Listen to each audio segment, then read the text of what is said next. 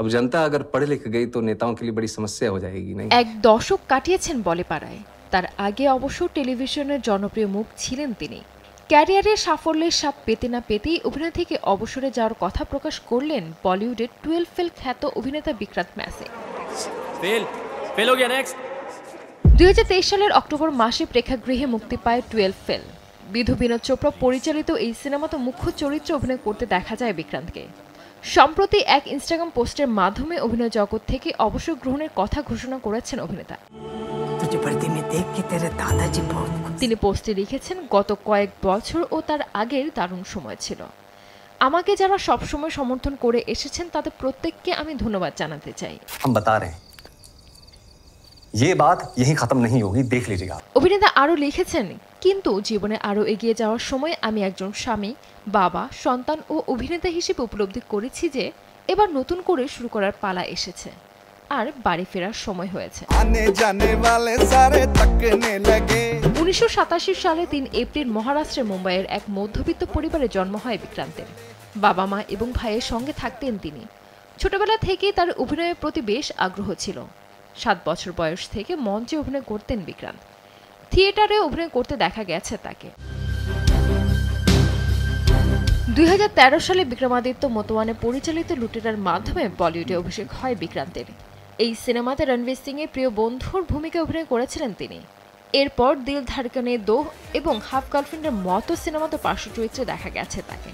তবে কঙ্কনা সেন শর্মার আর death in the gun সিনেমাতে দর্শক ও সমালোচকদের নজর কাড়েন বিক্রান্ত। 2020 সালে মেঘনা গুলজারের ছপক সিনেমাতে দীপিকা পাড়ুকোনের সঙ্গে জুটি বেঁধে কাজ করেন তিনি। তাপসী পান্নুর মতো অভিনেত্রীর সঙ্গে হাসান দিলরুবা সিনেমাতে কাজ করেছেন বিক্রান্ত। তার অন্যতম জনপ্রিয় কাজ মির্জাপুর সিরিজে বাবলু পণ্ডিতের চরিত্র। ওই চরিত্রে অভিনয় করার পরে বৃহত্তর দর্শকের কাছে পরিচিত মুখ হয়ে ওঠেন তিনি। আর এমন পর্যায়ে এসে অভিনয় থেকে অবসরে যাওয়ার সিদ্ধান্ত তার ভক্ত অনুরাগীদের বেশ ভাবাচ্ছে। ক্যারিয়ারের এমন পর্যায়ে এসে হঠাৎ অভিনয় ছেড়ে বিক্রান্ত কি নিয়ে ক্যারিয়ার গড়বেন তা নিয়েও আলোচনা কম হচ্ছে না বলিপাড়ায়। তার বিকল্প উপার্জনের উৎস কি হতে পারে তা নিয়েও বিতর্কের অন্ত নেই। সেই প্রসঙ্গেই আলোচনা শুরু হয়েছে অভিনেতার মোট সম্পত্তির পরিমাণ নিয়েও। ভারতীয় সংবাদ মাধ্যম থেকে জানা যায় বিক্রান্তের মোট সম্পত্তির পরিমাণ 20 থেকে 25 কোটি টাকা।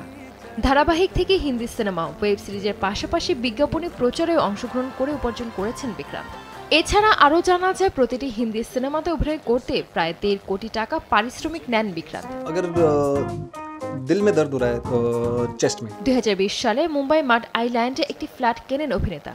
সেই ফ্ল্যাট থেকে সমুদ্র যেন ঢিল ছোড়া দূরত্বে। বিলাসবহুল সেই ফ্ল্যাটটি বেশ সুন্দরভাবে সাজিয়েছেন। বিক্রান্তের ফ্ল্যাট থেকে 180 ডিগ্রি পাখির নজরে আরব সাগর দেখা যায়। অন্দরমহলে আসবাবপত্র থেকে শুরু করে দেওয়ালের চিত্রকলা সবকিছুর মধ্যেই রয়েছে বোহেমিয়ান ছাপ। দেশ বিদেশে বিভিন্ন প্রান্ত থেকে সেগুলো কিনেছেন তিনি। इतने बड़े देश में इतनी बड़ी बात को कोई छुपा कैसे गया? জানা যায় গাড়ি সংগ্রহ করার শখ রয়েছে অভিনেতার। গ্যারাজে তার গাড়ির সংগ্রহের দিকে তাকালে চমক লাগতে বাধ্য। 1.16 কোটি টাকা খরচ করে মার্সিডিজ বেঞ্জ GLS মডেলে একটি বিলাসবহুল গাড়ি কিনেছেন বিক্রান্ত। তার সংগ্রহে রয়েছে ভেলভো S90 মডেলের একটি গাড়ি, যার বাজার মূল্য 60 লক্ষ টাকা। এছাড়া সম্প্রতি 8 লক্ষ টাকা খরচ করে মারুতি সুইফট ডিজায়ার মডেলের গাড়িও কিনেছেন বিক্রান্ত।